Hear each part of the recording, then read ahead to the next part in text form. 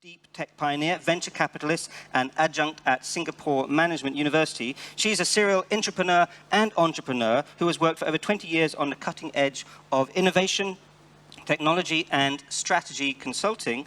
Leesa will talk about the impact of AI on climate and society. And I think you just want to mention something before we hand over to... Yes, Leesa, we love Leesa so much. Leesa is one of the founding mothers of Masters and Robots. She's with us from the very beginning, from the first edition. She was speaking on the first edition. She helped us with her global network. She's one of the greatest networkers I've ever met. So, Leesa, thank you for being with us. The screen is yours, Leesa. Dzień dobry. My name is Leesa Soulodre, and it's my great pleasure to be with you here again at Masters and Robots 2020. Good morning, good evening, and good afternoon to all of those of you around the world joining us here today. I'm here today to talk to you about artificial intelligence in climate and societies. So my mission is to save the planet, one startup at a time. And today I'm going to share incredible stories about pioneers from across the world that are helping us through artificial intelligence to live through these extraordinary times and to have impact. Did you know that nearly 7 centuries ago, in the mid-1300s, the first major outbreak of the bubonic plague forced Europeans into some of the harshest social distancing measures in history? As Boccaccino wrote in the Decameron in 1353, this hysteria was so extreme that brother forgot brother. Fathers and mothers refused to see their children as if they had not even been their own. And when people sensed that the worst was over, they slowly came out of their homes.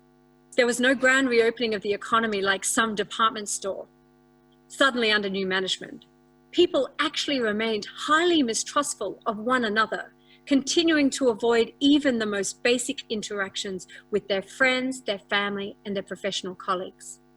Commerce was slow, the economy remained depressed for years, and just when it seemed that the situation was getting better, the plague struck again in 1360 and again in 1374.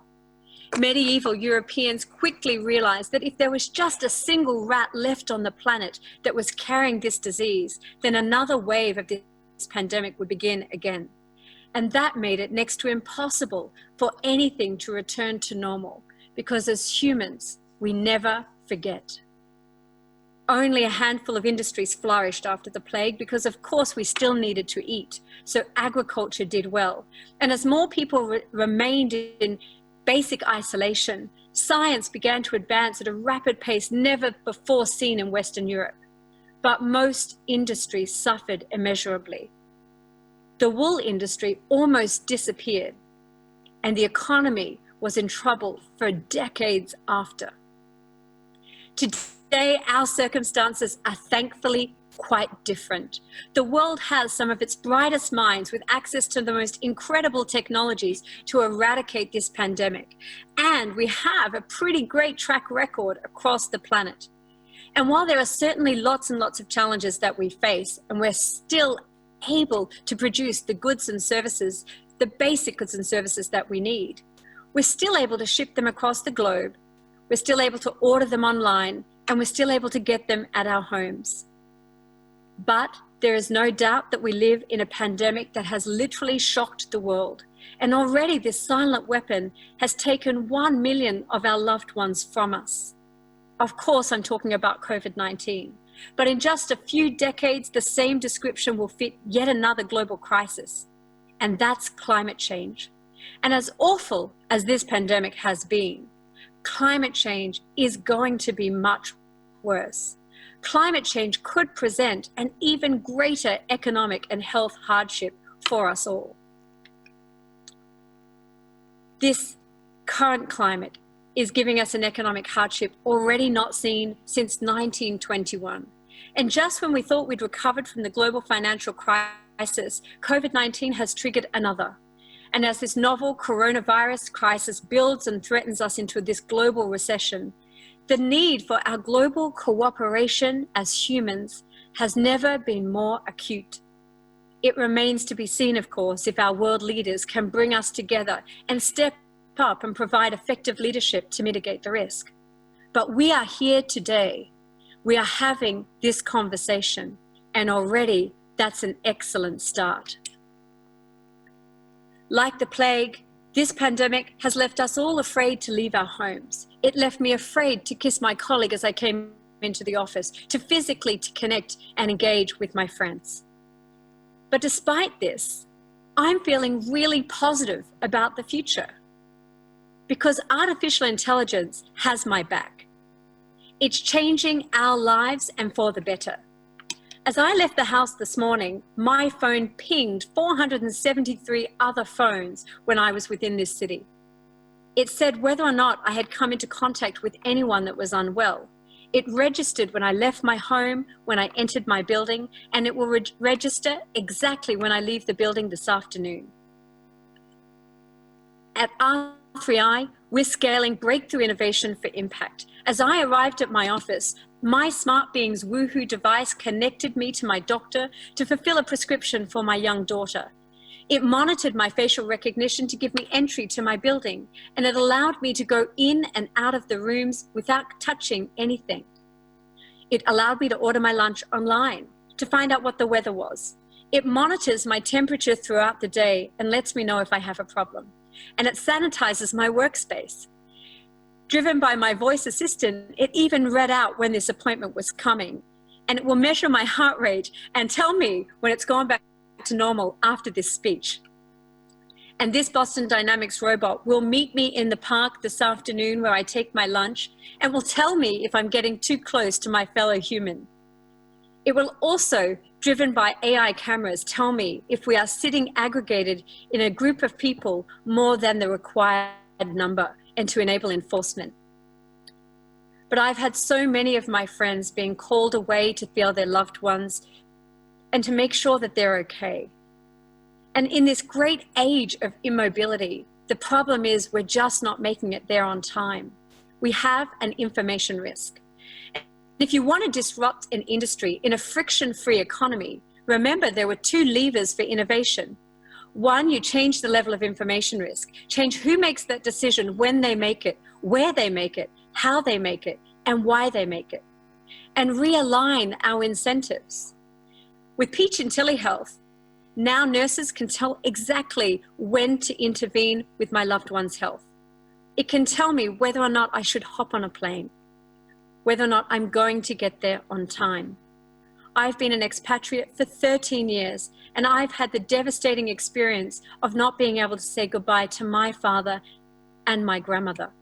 The tyranny of distance has never been so great, and we live in an age of immobility, where once a US passport had access to 150 countries around the world, now it's as good as a passport from the country of Botswana. But machine learning is helping us to make more informed decisions. In the face of COVID-19, it's given us an opportunity as organizations to completely digitally transform the ways in which we operate. It helps us to take that content from analog to digital, to transform the business process, to transform our business model, that true digitalization. And now it's helping us to get that digital transformation. It's helping us to transform the way we as humans operate around this transformation of the business model and the business process in order to get that performance. And these AI-based predictive models are really, in the case of our health, helping us to get most at-risk complications from COVID-19 and sepsis in advance. And Peach and Telehealth is really making a difference. It is proven to give 24 hours advance notice for most deteriorating illnesses. And the potential for this advanced intervention, particularly in the case of sepsis, translates into a 15 to 30% reduction of our ICU stays, making those beds available for those that need it most.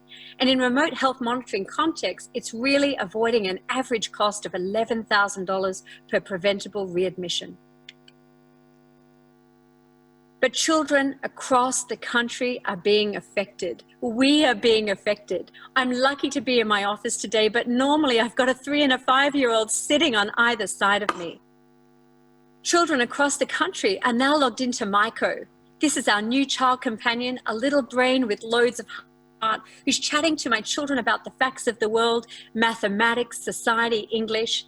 It's really given me, as a mother, an opportunity to really re-understand and re-evaluate how I'm going to educate my children. Is it by seeing? Is it by hearing? Is it by reading or writing? Or is it by experiential learning? COVID-19 has really revealed the cost of disrupted education, and it's also focusing a big spotlight on our childcare inequality, and particularly the burdens of care disproportionately faced by us as women and husbands, caretakers, to increase the productivity and facilitate our economic participation where everyone needs to get back engaged. Every kind of organization on this planet, whether small or large, got to take a breath at the same time. We got a chance to reimagine how we were going to operate effectively, to reimagine the desired customer experience. What does the new product, price, package, transaction, access, and support look like? What is it that I can deliver in this new age of immobility? What is it that I'm going to need partners to deliver? And what are the programs that I'm going to need to run about on scale in order to ensure I consistently deliver this customer experience? Machine learning is playing an important role in not only helping us to understand what our customers desire, but also to predict what they desire, providing us with the tools to support remote communication, telemedicine, and protect our food security. Last year, you all stood with me here as my country, Australia, burned. And I'm very devastated to say we're doing the same this year, looking on my colleagues in California. And now I watch in my country as we throw carrots out of planes in the sky to feed our animals, where we've had the hugest biodiversity loss in history. And how do we change that? What levels of information can we take to reimagine a future, to adapt to climate change? Deforestation in Asia is one of the biggest challenges for the world. We are reimagining the value chain of palm oil. What if we could change the way that we farm palm oil? What if we could reduce those downside risks? And what if we could enhance the upsides? What if I could predict yield? What if I could measure a fresh fruit bunch, not by the color of its skin or its texture, but rather what I'm really farming for, which is the oil yield that sits inside? And what if I could do that without damaging the fruit?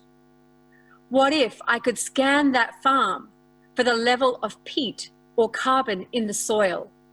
What if I can use geospatial satellite to deliver precision agriculture? Now I can assess utilizing satellite images to help my customers get resilience in supply chain, to understand where the shocks might be in advance. And not only that, but after these devastating fires in California and Australia, where we lack a population to go and replant trees, we can deploy drones that actually drop seeds proactively in the soil to regenerate our countries. Here we use the same technologies to keep us safe in our homes. Now I'd like you to meet Daniel. Daniel is playing an active role in food security between Australia and China. Utilizing his technology, he can scan the outside of any fruit, in fact anything, and he can determine what are the key characteristics that determine both the quality and the provenance of this item. Over 1 billion people across the world are without food. And with COVID-19, we're seeing hunger like never before. And with climate change, we are facing the challenges of the 70s. Did you know that 70% of the world's food is produced by the 70% of the world's poorest people? And that they're using 70% of our available water supplies in an age of water scarcity? But the saddest fact is that of the food that is grown, we waste 30% of it. And 1 in 10 of us are going to get sick because of its safety, because we don't know where it came from. And as a mother of a 3 and 5-year-old, 30% of those that do get sick will be under the age of 5 years old. Now, with COVID-19 now traveling in our cold supply chain and on surfaces, food safety and provenance has never been so important. And so important to not only our health and safety, but so important to our national security. In fact, Singapore, in a declaration of food security, has a comprehensive strategic partnership between Australia and Singapore to drive bilateral trade. And we've made a commitment to growing 30% of our own food by 2030. And if you've seen the size of Singapore, our little red dot, you'll know just how challenging that's going to be. But meet Daniel, one of my co-founders. He's decided to completely disrupt the industry. And let's see how.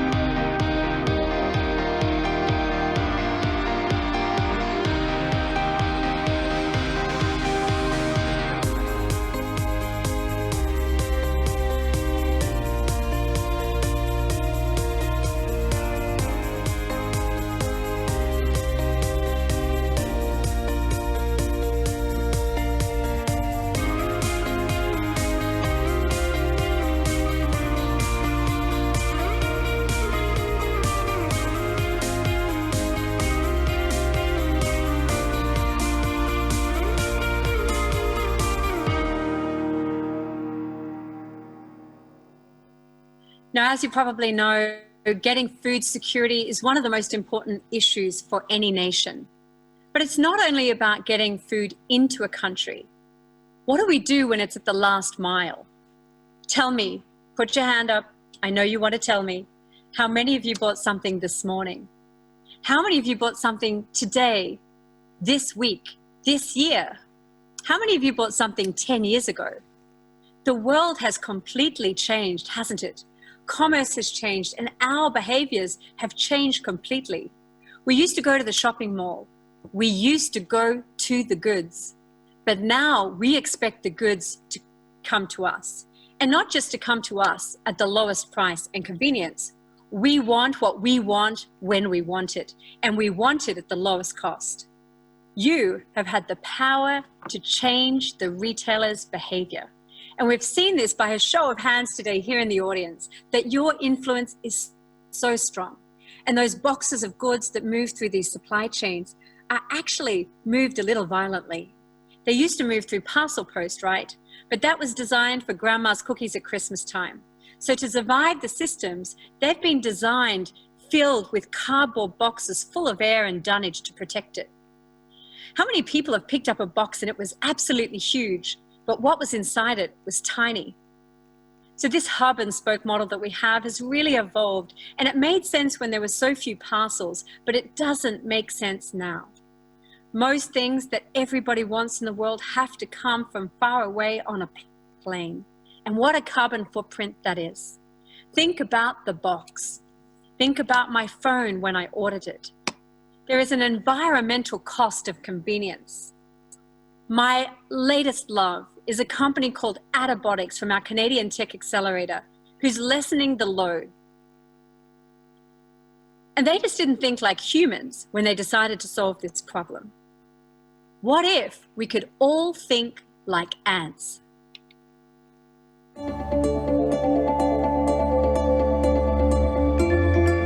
Adabotics developed the world's first 3D robotics fulfillment solution, tailored to modern commerce. Warehousing evolved to meet the expectations of the consumer before the consumer went to the store. And when you're sending goods to a store takes some inventory, the warehouse has some inventory, but the time between them was a week, 2 weeks. Consumer behavior has flipped that. We now expect huge selection, lowest price, with great convenience. That puts a strain on a supply chain that was developed in a spoke and hub model. So we're at this point where we're transitioning.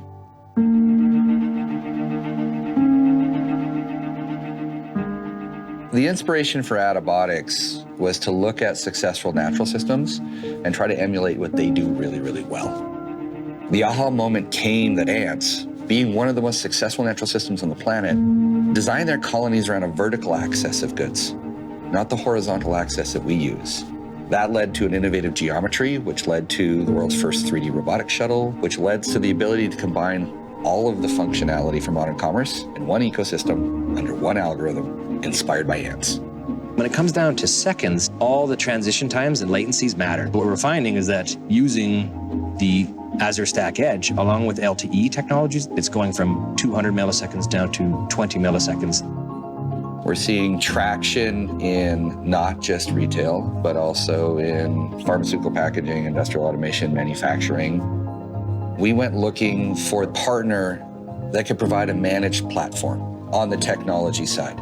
Microsoft's managed platforming includes edge compute, Azure Sphere, private LTE, as well as IoT Central, which allowed us to transmit real-time telemetry and data to our clients or back here to our head office. By moving goods in market, close to the consumer, we could address the warehousing, the pick, pack, and ship costs, take a big chunk out of transportation costs.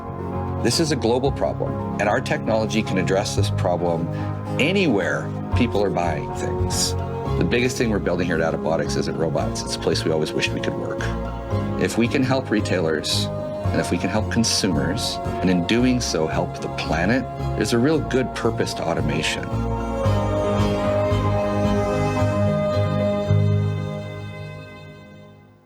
So Adabotics, if you hadn't noticed, is my favorite company right now on the planet.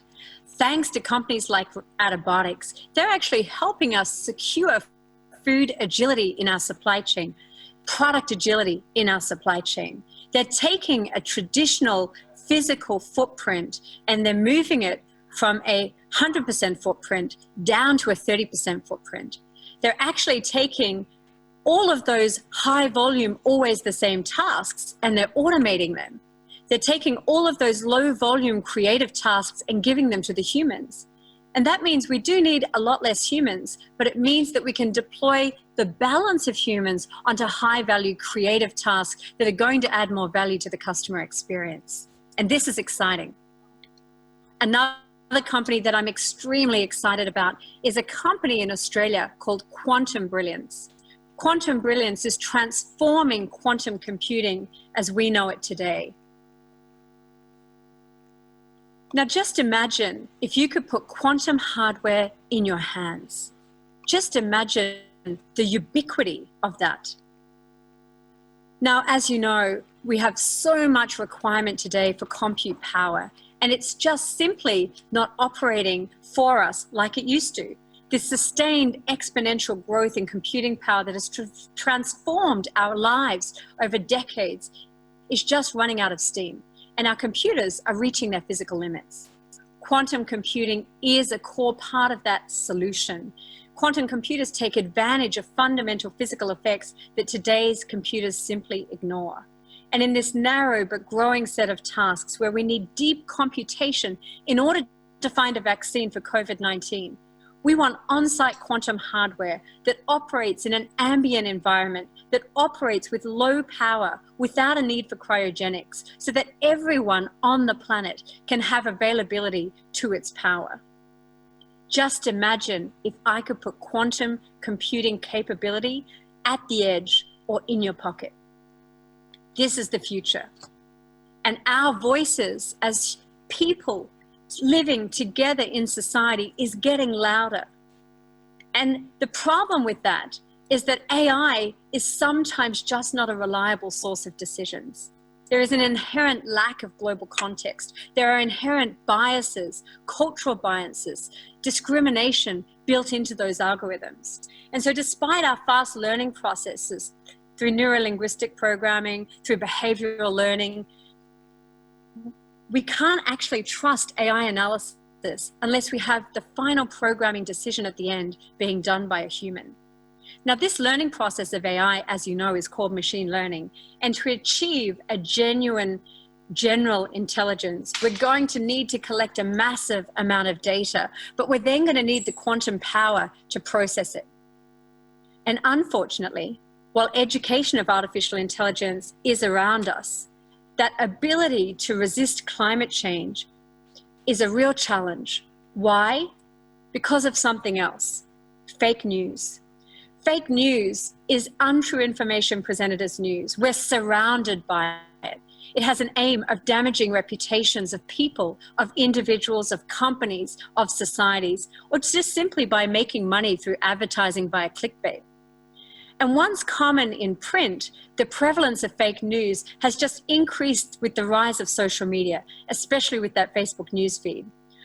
Propaganda is being proliferated worldwide on popular social media platforms that are designed to weaken our societal, economic, and reputation through deception and division.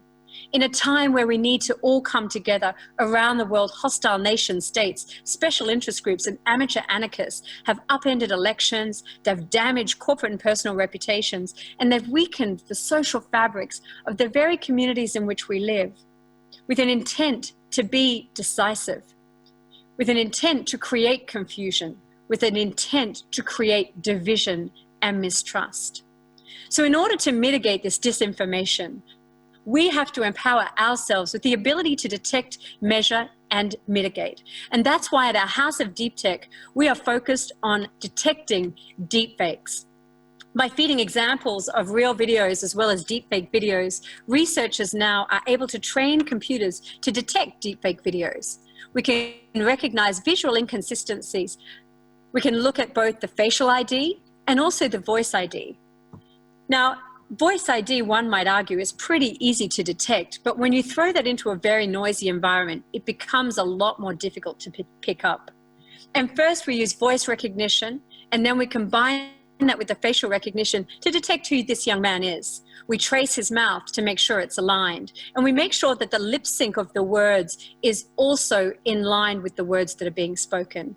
As you can see, the red lines at the bottom indicate that the words coming out of this man's mouth are simply not the words that he's truly saying.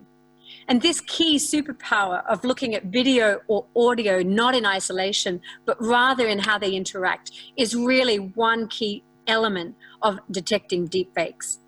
And you all may have seen this, right, where we've put the words of Barack Obama onto the words of Donald Trump. But what happens if we can no longer trust our eyes and our ears? For more than a century, audio and video have functioned as a bedrock of truth. And if only sound and images record our history, they've also informed and they've shaped our perception of reality. Some people already question the facts around things such as landings on the moon, such as the Holocaust, such as 9/11. And while there is no question that these events happened, what if you believed you couldn't trust that video? What if the problems of misinformation and conspiracy theories could get worse? Now, deepfakes today, the detection technology is not yet sophisticated enough to fake large-scale historical events or conflicts. But what if you were to put into the words of a major politician the fact that they had just pressed the red button and launched a nuclear attack? Who's to say superpowers around the world wouldn't launch one back? And I pray that we are not going there yet, but it's always something to think about. Our truth is under threat. What we're seeing, what we're reading is no longer what is happening. And think about it. Would history be different if these recordings were claimed as fake? What happens when seeing is no longer believing? And if we can't believe the information from around the world, is this a new kind of arms race? Truth is under threat. Together, we need to find ways where we can solve these challenges. We need to find ways where we actively reduce inequalities. And while all of the solutions I've shared with you today are super exciting in some ways, we must ensure on the opposite Black Mirror side that they are indeed inclusive and that they work for the poorest countries in the world, because climate change, and here I am living on the equator, is going to affect the poorest people in the world first, where weather is getting even hotter and even more unpredictable. And unfortunately, it's going to affect those people that are least responsible for climate change. The countries that are contributing the most to the problem, who have a responsibility to try to solve it, must come forward. And also, we need to find sources of energy that are affordable and available to all, that are renewable. Here is a technology called MGA Thermal from Australia, and it operates like a chocolate chip cake.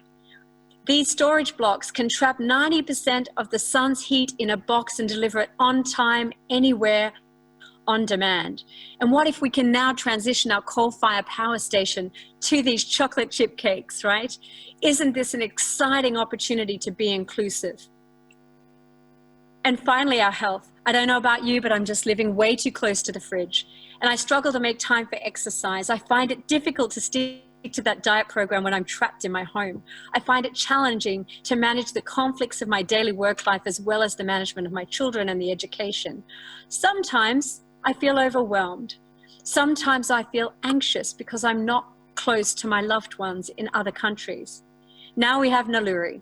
Naluri puts cutting-edge data science into our pocket for behavioral change by focusing on helping us to prevent chronic diseases, by focusing on our mental health as individuals as much as our physical health.